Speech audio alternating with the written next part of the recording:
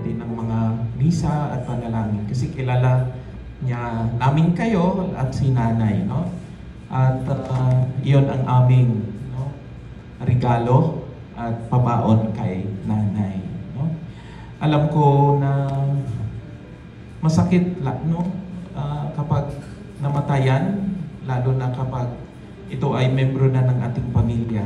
Iba talaga ang mararamdaman. Kahit kaming mga pare, kahit sa dami ng minimisahan naming mga patay, pero ako, nung namatay si Papa, talagang ibang pakiramdam. Kasi, alam mo parte ng buhay na wala na.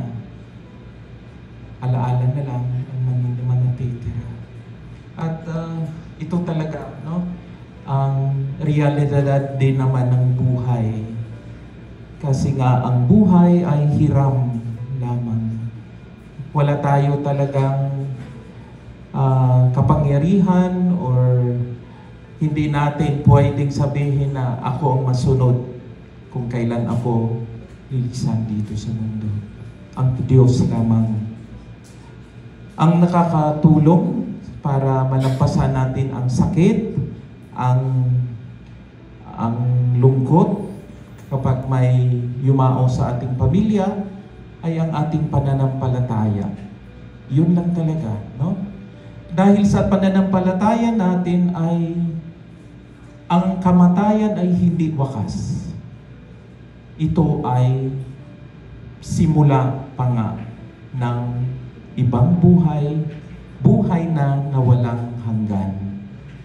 At yun ang, no, sinasabi nila, alam nyo kapag ang tao daw ay isinilang, anong kaibahan? Pag ang tao ay isinilang, at saka ang tao pag namatay. Pag ang baby, no, ang tao ay sinilang, ang baby ang umiiyak. Ang lahat na nakapaligid ang masaya. Di ho ba? Palakpakan pa yan. Pero pag namatay ang isang tao, baliktad. Ang taong yumao, siya na ang maging masaya. At tayong mga nakapaligid sa taong yumao, tayo nang umiiyak. Bakit? Kasi mawawala na sa atin, pero ang taong yumao ay pabalik na kung saan talaga siya nilikha ng Diyos at doon siya bibigyan ng gantimpala ng Diyos. Kaya ito yun, no? Di ba sa word na death, ilang letters? Sila sister ko. D-A-A-T-H, di ba? Death kasi, the death day, like kay nanay, no? January 30. Okay? Nag-anoint ako, kailan yun? Mga halos, the previous Saturday, no? Anyway, January 30, 2025 is the day, that day ni nanay, that she enters, letter E, into another time and home. Yan ang death day. Bakit, Father, another time? Kasi pag dito tayo sa lupa, ang time natin ay sinusukat. No? Ilang seconds nga, sister, ang isang minuto? Matalino ka sa math, di ba? Ilang seconds? Ilang seconds ang isang oras? 60 times 60. Sige na, mga mathematician. 3,600.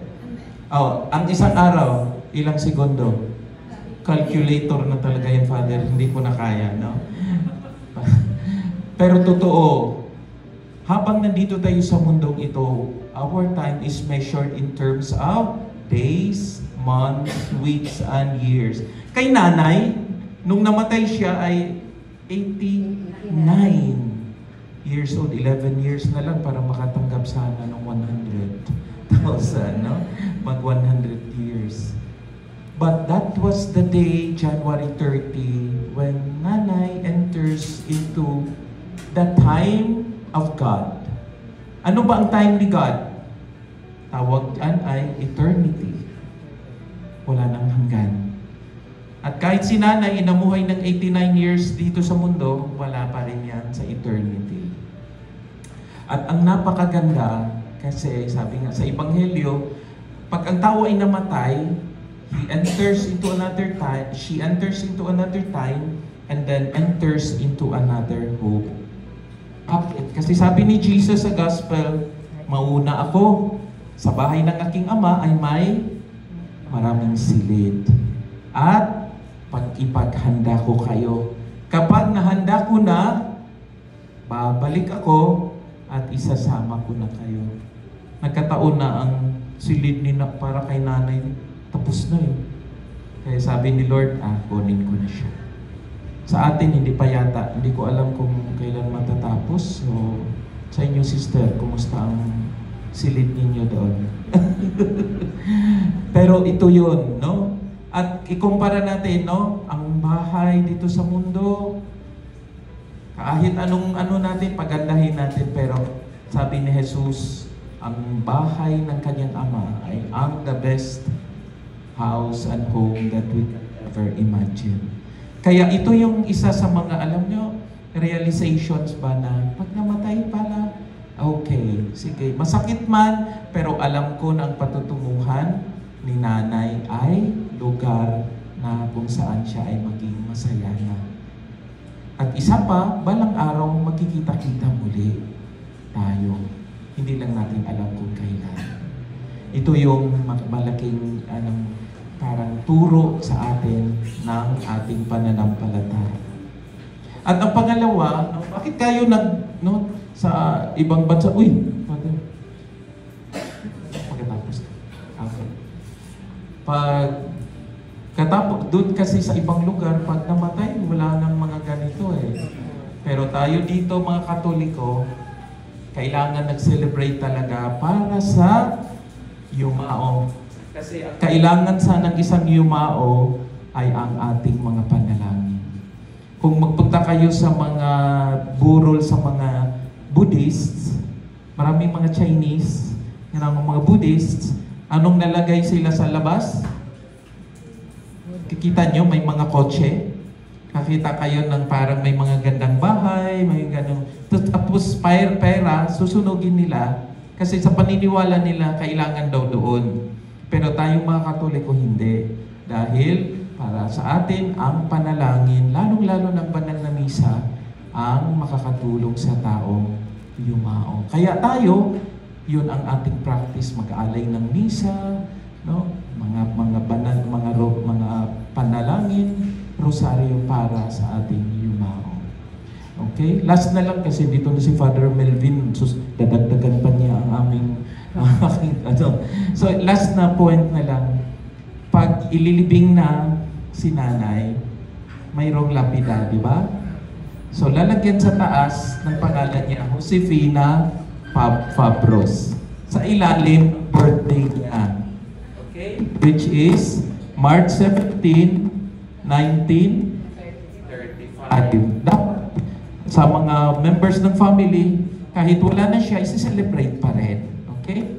Tapos dash, January 30, 2025. Dapat, pag dumating ang January 30, isi-celebrate, dalawin siya, no? Alayan ng banal na misa, huwag kalimutan.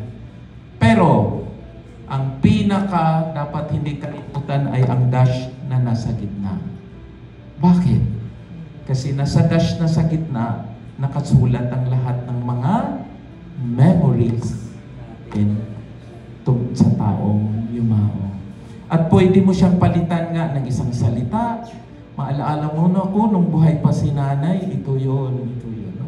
Kaya nga, these past days na after ko siya in-anoint, naalala ko yung mga times pag makita niya ako, "Oy, Father, nandito ka na!" Ganyan, no? Ang saya niya, no? Parang, ayoko, no? tuwang-tuwa siya. At alam ko, no, ngayon na papunta na siya sa ating tagapanglikha, siya ay kaya at TV, yan din ang ating paghuhugutan. No? Puntahan natin ay kaligayahan na wala ng hanggan. At sana, no, dahil siya ay pupunta na doon, tutulungan din niya tayo habang tayo ay nandito pa sa lupa. Aba, Ginoong Maria, napupuno ka ng grasya, ang Panginoong Diyos ay sumasa iyo, bukod kang pinagpala sa babaeng lahat, at pinagpala naman ang iyong anak na si Jesus. Santa Maria, Ina ng Diyos, panalangin mo kaming makasalanan, ngayon at kung kami mamamatay. Amen. Aba, Ginoong Maria, napupuno ka ng grasya, ang Panginoong Diyos ay sumasa iyo, bukod kang pinagpala sa babaeng lahat, at pinagpala naman ang iyong anak na si Jesus. Santa Maria, Ina ng Diyos, panalangin mo kaming makasalanan, ngayon at kung kami mamamatay. Amen. Ang inyong itutugon, ang giliw namin pumanaw sa piling ng buong mahal. Ang giliw namin pumanaw sa piling ng buong mahal. Mga anghel, mga banal, tanan na sa kalangitan, halikayo at samahan. Ang giliw namin pumanaw sa piling ng buong mahal. Si Kristo ang mag-aakay sa kandungan ni Abraham upang doon ay humilay. Ang giliw namin pumanaw sa piling ng buong mahal. Sa ilaw na walang hanggan, kapayapaan kailan may pagkami din ng may kapal. Ang giliw namin pumanaw sa piling ng buong mahal. Sa paraiso, magkikitang muli tayo, samahan ka ng mga santo, kahit na may nauuna, tayo rin ay magsasama upang lagi tayong lumigaya sa piling ng Diyos Ama. Amen.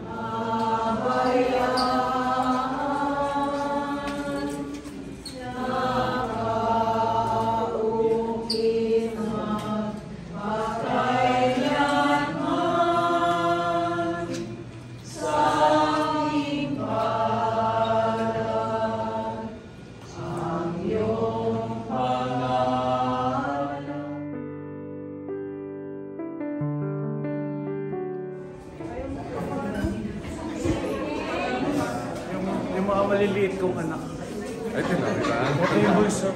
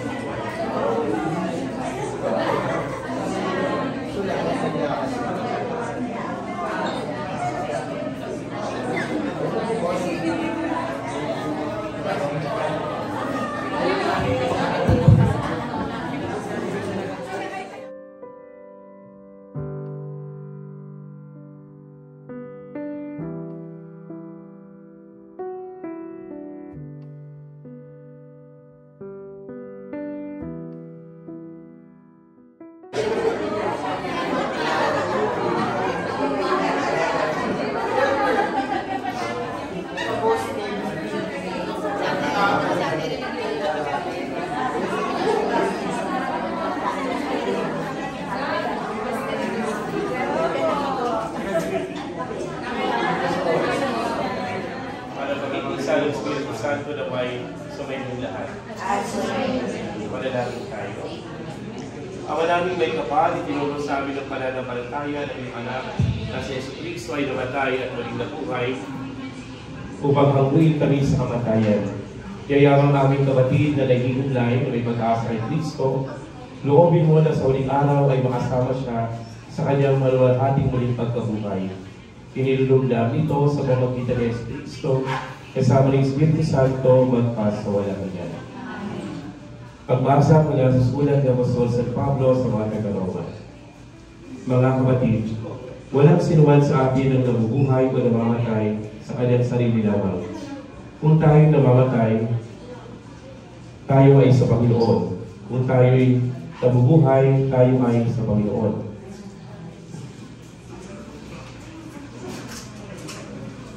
Kaya nga sa mabuhay o sa mamatay, tayo ay sa Panginoon. Sapagkat si Kristo ay namatay at muling nabuhay upang maging Panginoon na mamatay at mabuhay. Tayong lahat ay haharap sa hukuman ng Panginoon.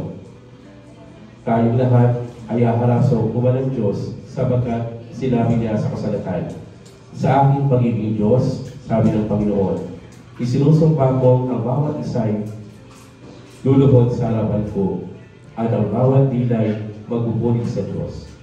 Kaya lahat tayo ay magbigay sulit sa Diyos, ang salita ng Diyos. Ang ating tutugon, Panginoon mananahan sa piling na mabuhay. Ikaw, bayan ng Israel, magtiwala sa Panginoon. Siya ang iyong sanggalang, laging handa na tumulong. Sa Panginoon ay magtiwala kayong mga may takot sa Kanya, pagkat siya ang tutulong sa inyong may mag-aadyat. Panginoon, mananahan sa piling na mabuhay. Sa Diyos ay mapagpala, hindi tayo lilimutin. Pagpapala'y matatamo nitong bayan ng Israel. Sa lahat ng mayroong takot, Diyos din ang magpapala. Kung pagpapala'y pantay-pantay, maliit man o dakila. Panginoon, mananahan sa piling na mabuhay. Ako'y kanyang iniligtas sa upo ng kamatayan. Tinubos sa pagkatalo at luha ko'y binahiran. Sa harap ng Panginoon, doon ako mananahan. Doon ako mananahan sa liglig na mabuhay. Panginoon, mananahan sa piling ng mga buhay. Laging buhay ang pag-asa, patuloy ang mananalig. Pagamat ang aking sabi, ako'y ganap ng nalupi. Pagamat ako'y takot, nasasabi ko kung minsan, wala kahit isang tao ay dapat pagkatiwalaan.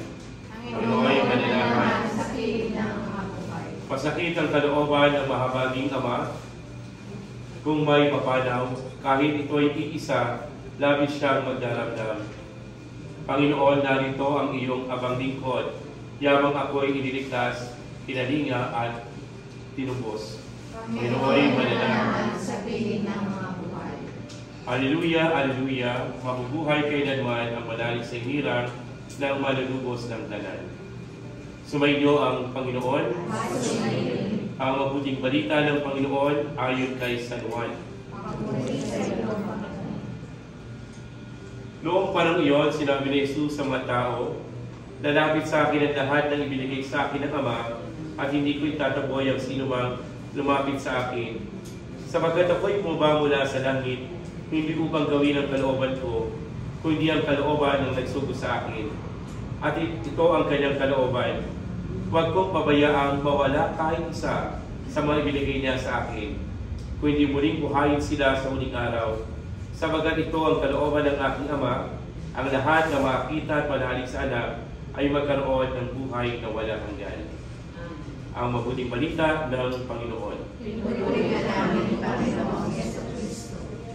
Sa tagubili naman ang gagaling ng utos, patuloy ni Jesus sa Panginoon natin at Diyos, buong pag-ibig natin ipaayas. Ama namin, sumasalamat ka sa mahinang ngalan mo. Mabasa amin ang kaharian mo. Sundin ang loob mo dito sa lupa para lang sa langit. Bigyan mo kami ngayon ng aming kapalit sa araw. At patawarin mo kami sa aming mga sala, para lang pagpapatawad namin sa nagkakasala sa amin. At huwag mo kami may pulot sa gusto, at adyaw mo kami sa lahat ng masama.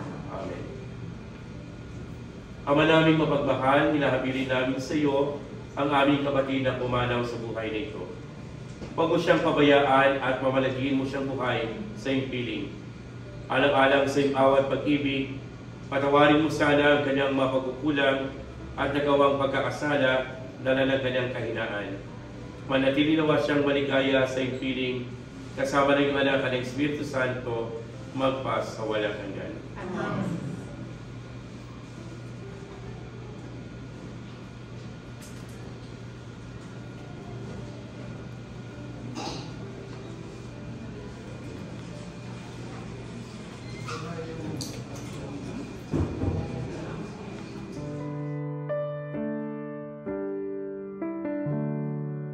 To show your love, to show your support sa aming pamilya.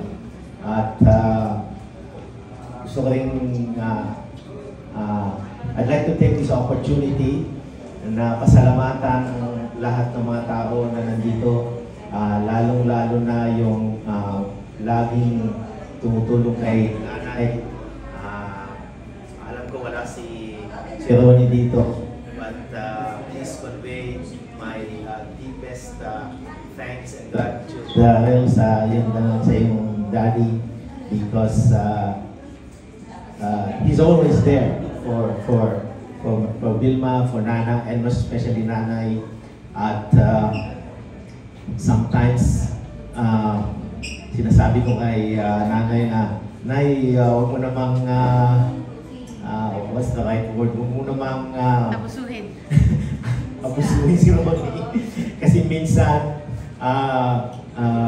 kahit na anong oras tinatawagin si Ronnie, and ay nagpapasalamat kay Ronnie sa buong pamilya niyo, ng ninyo rin, because you guys are always there for Nanay, and that's truly special for me, kasi nasa malayong lugar ako, I am not there, and I feel na dahil nandun si Ronnie, parang meron akong isang kapatid na laging handang tumulong kay Nanay at saka lalo na kay Vilma sa kanilang mga pangangailangan. Kaya maraming salamat from the bottom of my heart. I deeply appreciate it, and it really means a lot to me and my family. Salamat sa inyo. And gusto ko rin pasalamatan yung lahat ng aking mga pinsan na from Taytay, Abong and your family, si Ronnie and your family, at ang buong Remigio clan sa todong suporta na binigay ninyo, hindi lang sa akin, pero for my whole family. Kapag tumawag si Nanay sa inyo, you are always there, at napakalaking tulong ang inyong ginagawa kay Nanay at kay Vilma, sa aming buong pamilya. And I truly appreciate it, and I hope that, I know you're not asking for anything in return, but I hope that I can return all the goodness and the love that you have given our family, and I truly appreciate that. Maraming salamat sa inyo. At sa family ng aking pinakamamahal na asawa,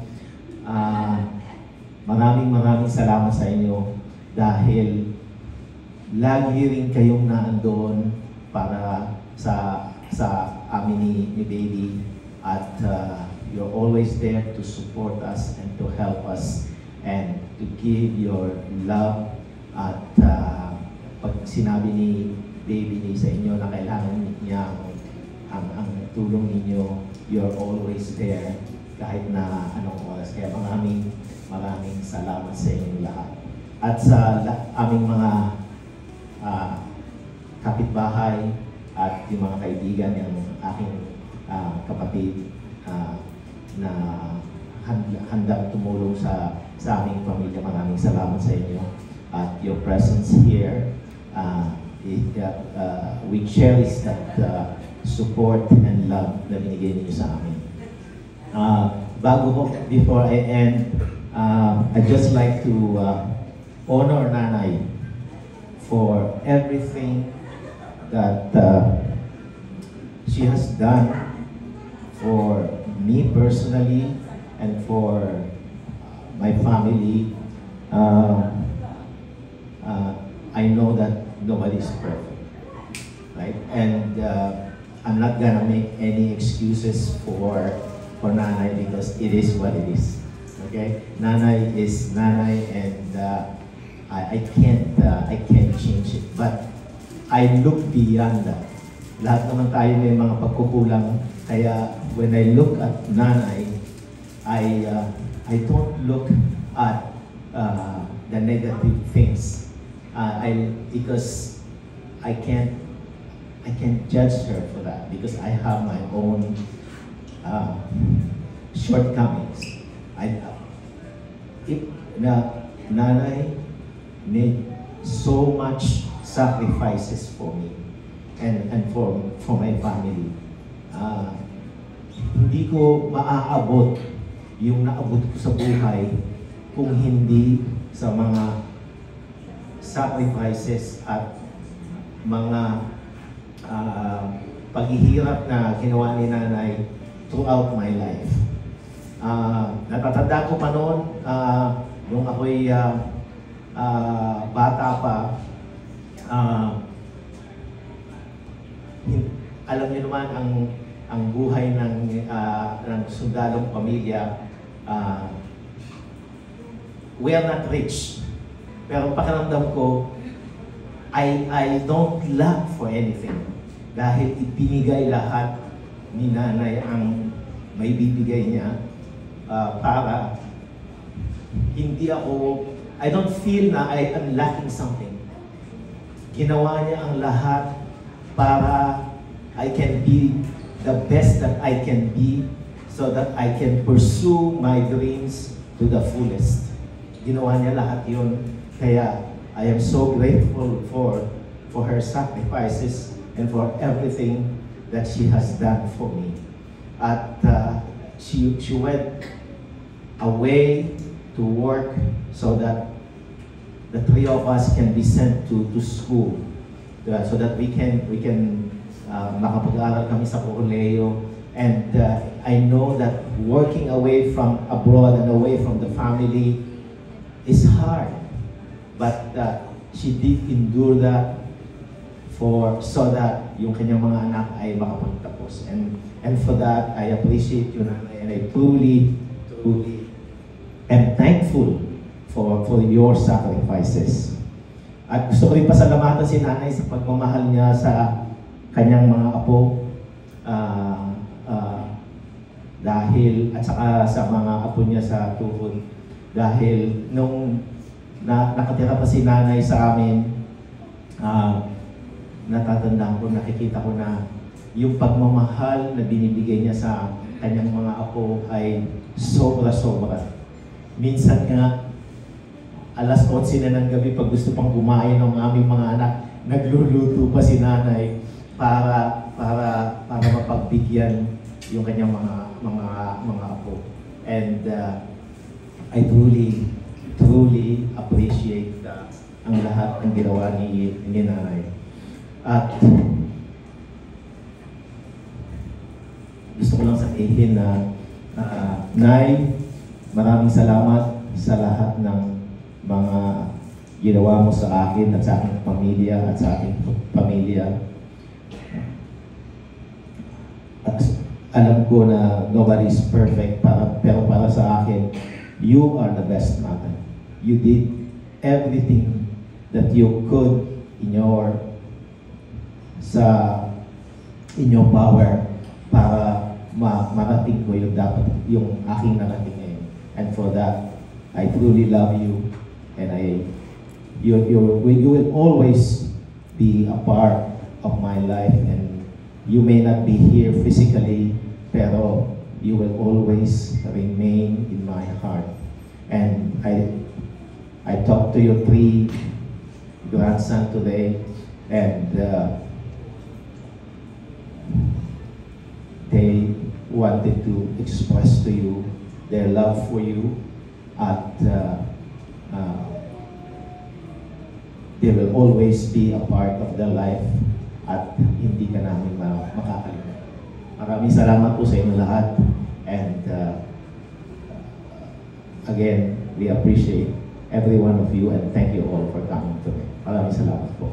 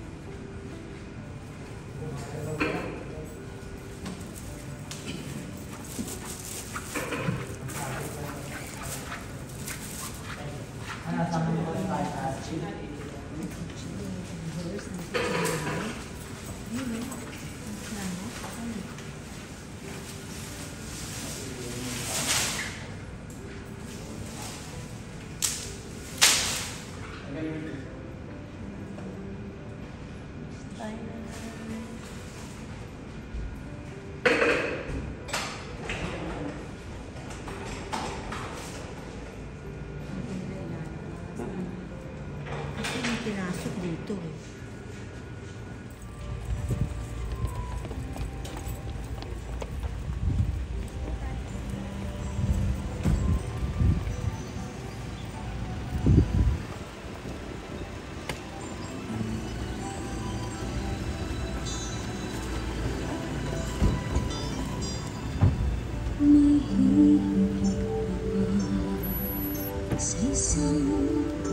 Tatakbo natin.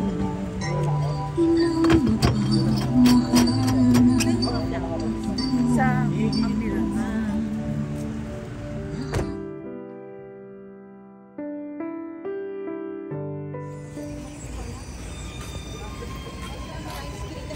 Ayun, highway sa highway.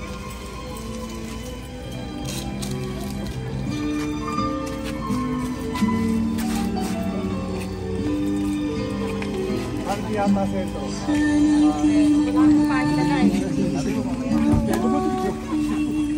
Bigyan niya ng payong si Ate Timing.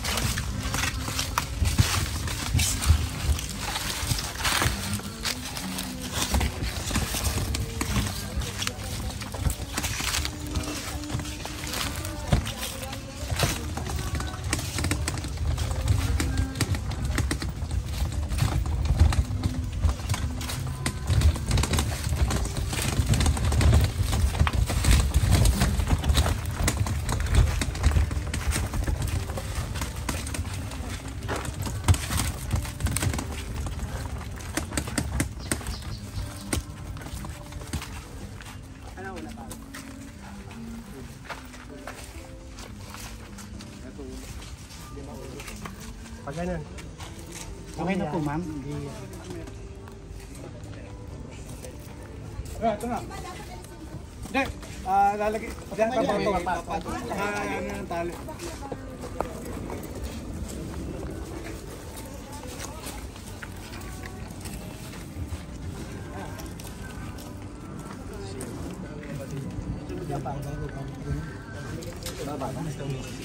Oh, baba na. Wala na ano. Wala nang hindi.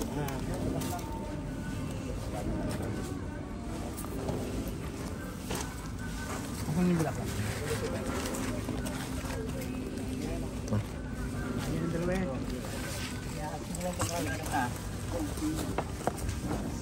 Wag muna ibaba, ilalagyan natin. Bibigyan ng mga bulaklak ng isa kasi papatong. That's the goodbye. Pagbaba na lang? Oh, sige, okay. Okay, pwede rin. Oh. Hindi, ganun talaga. Pwede lang kagad. 1, 2, 3.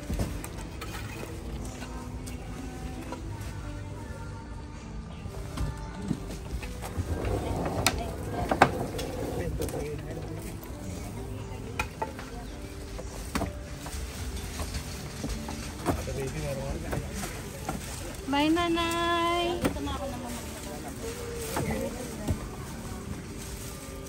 Nicole, ano mo nakadila si daddy mo?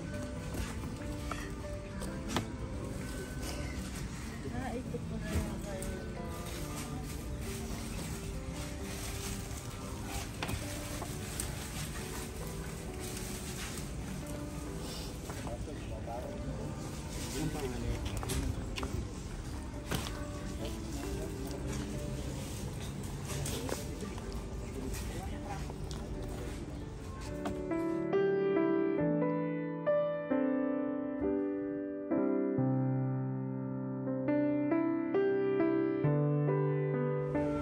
Let's start by making the sign of our faith in the Father, the Son, the Holy Spirit. Amen. Lord, we praise and thank you for this day as we took Nanay to her final resting place. So that there might be physical separation, but she will always remain in our hearts. And Lord, as we partake of these blessings, we thank you for your generosity, for the bounty that is set before us. And we thank the hands that prepared this food, and for blessing us with family and friends who are always willing to lend a hand, to support us and to help us. And we thank you for the time that we are going to spend together as a family. And may you bless our time together, and may you bless as well the food that we are about to partake, as we all pray. Bless us, O Lord, for these thy gifts which we are about to receive from thy bounty, through Christ our Lord. Amen. The Father, the Son, and the Holy Spirit. Amen.